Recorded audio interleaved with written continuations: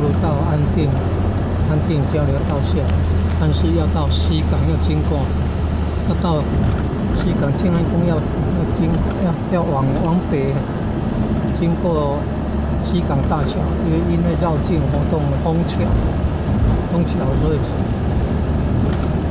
还要跑到那个国姓大桥那边，然后再回。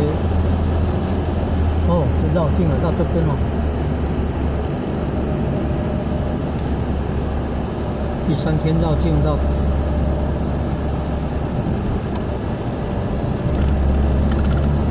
西港大桥的东边了，到姑妈宫。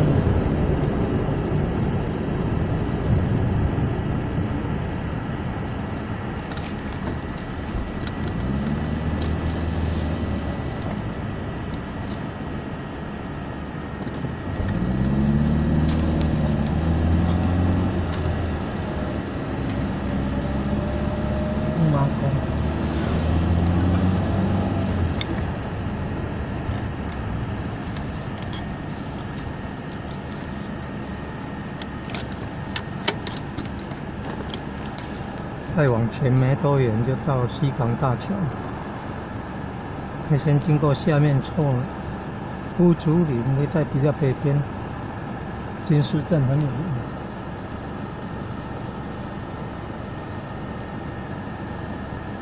下面错了张双步了，再往前没多远，那边就是西港大桥了。